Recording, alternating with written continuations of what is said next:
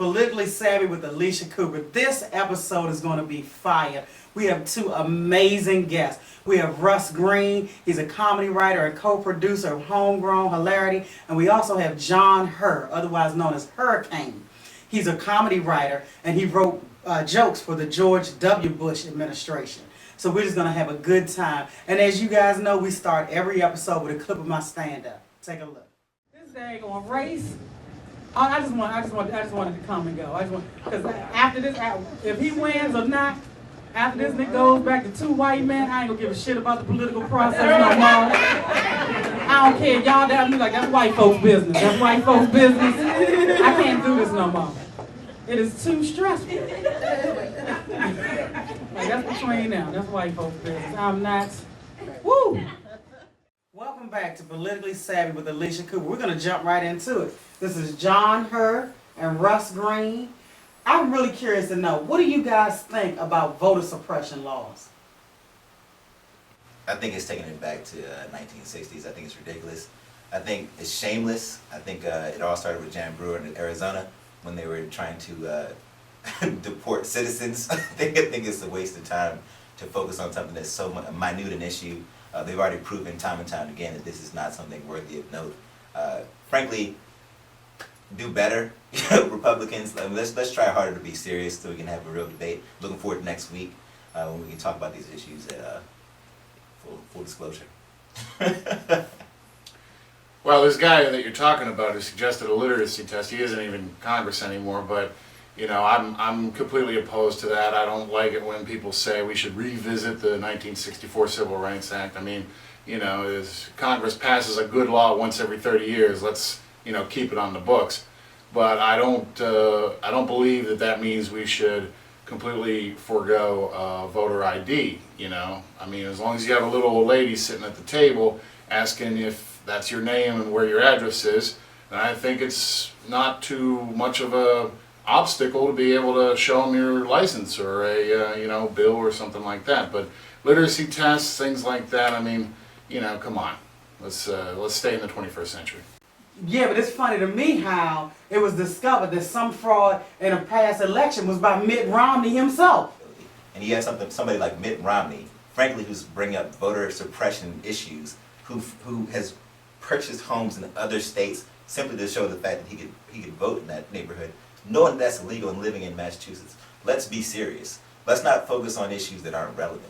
Let's focus on the fact that you're disqualifying people who are eligible voters for the sole sake of, as the governor of Pennsylvania said, for Romney to win. He's going to do whatever he can to get a shot at a chance. You're not going to beat an incumbent, especially not during a war.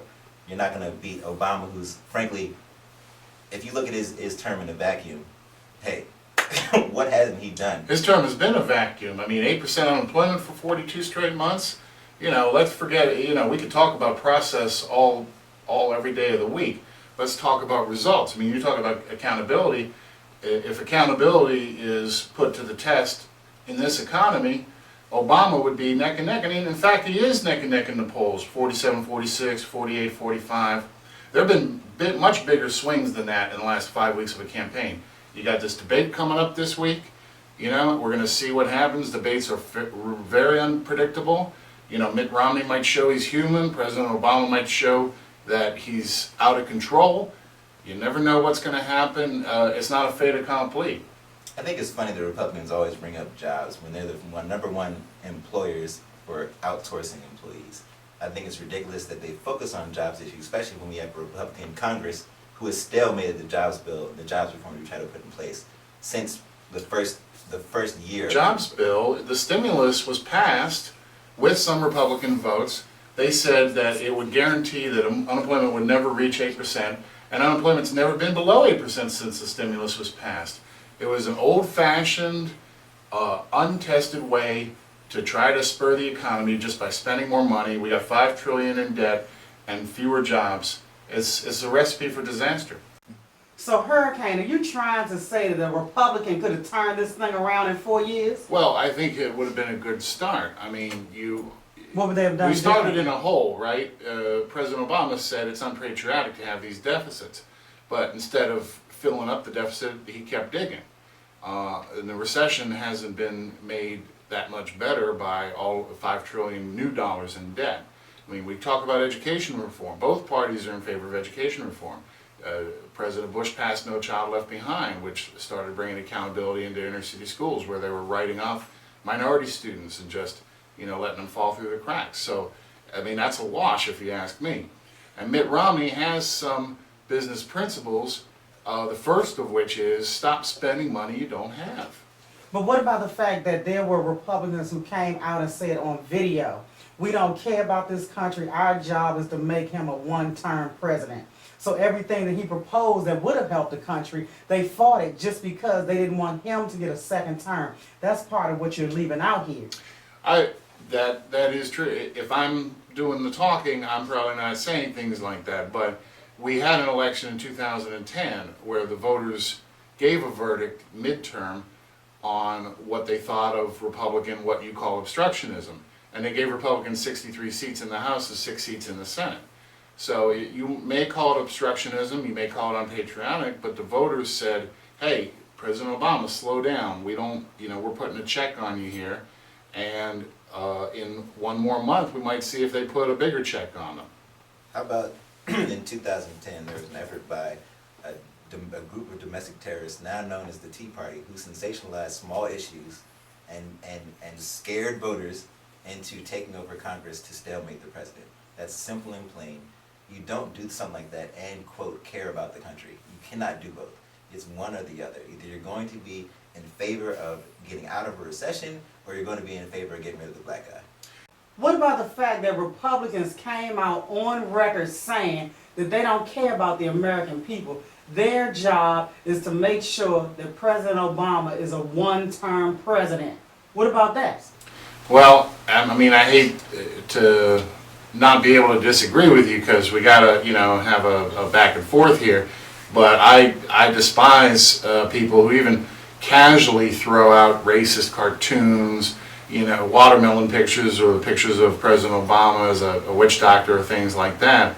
I mean, that kind of ignorance has no place in our society. And yeah, when it comes from Republicans, I'm going to call them on it just as I know you guys will too.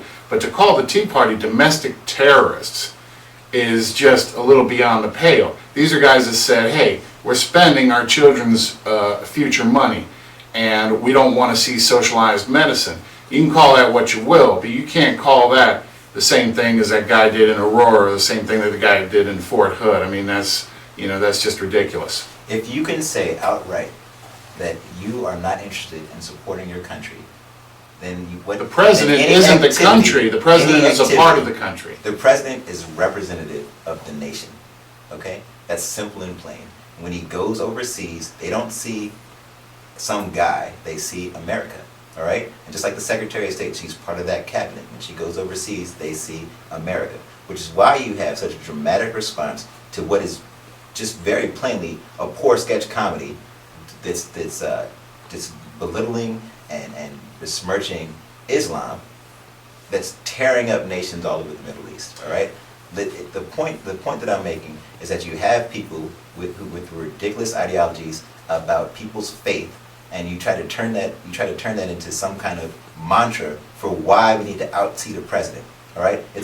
You're focusing on things that are ignorant, like he's Islamic, he's a Muslim sympathist, he went overseas and he apologized for the wars that we've been in for eons. All right? Quite frankly, are you in favor of war? Why should you not want to apologize for something that's killing millions of people? Why do we want to gloss over numbers like hundreds of thousands of Afghani, Pakistani children and families are dying every day, but then get mad at the president when he voted against the war while he was still a state senator? I think it's silly. Either it's going to be consistent or it's going to be this fray that we have now.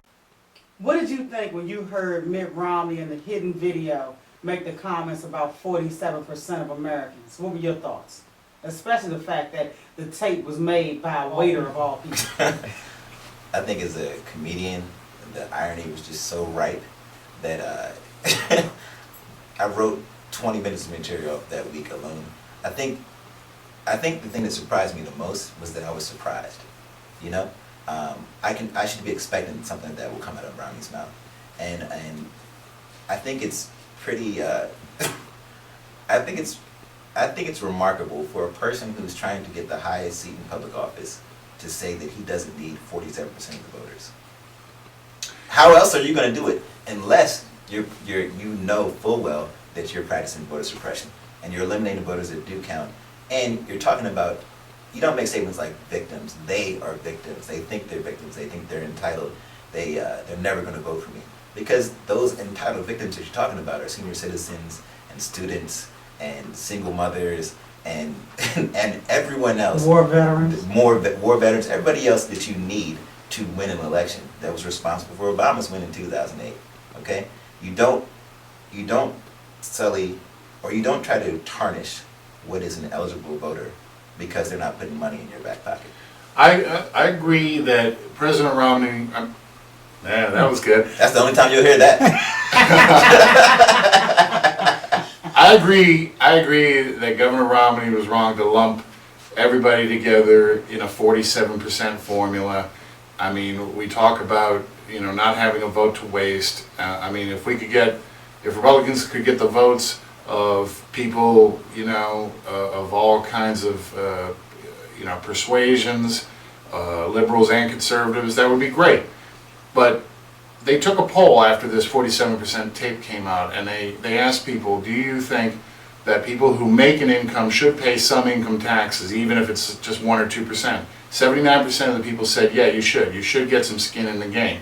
I know that there are payroll taxes that hit everybody, but the fact that almost half the country, even if they make income, they don't pay income taxes, it means less skin in the game.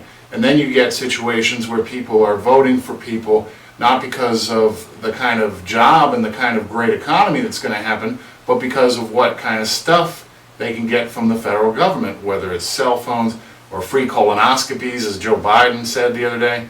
I mean, I know Congress understands how to work their way around a colonoscopy because they do that to all 300 million people every day, but we have to get a situation where people are voting for the interests of the economy, which is the ultimate social program. That's a job, and a good job that climbs you up the ladder, and not some kind of crumbs that you get from the table in Washington. I want to thank you guys for coming out. This show was exactly what I thought it would be. Thank you so much, Russ Green, John Hurd. This has been a lot of fun. I hope people learned something because you both made salient points. Thank y'all for coming out. Thank you. Thanks for having us, Alycia. Once again, thank you for making Politically Savvy the #1 show. We appreciate you. My name is Alycia Cooper. Hit us up on Facebook and Twitter. This has been a great episode. See you next week.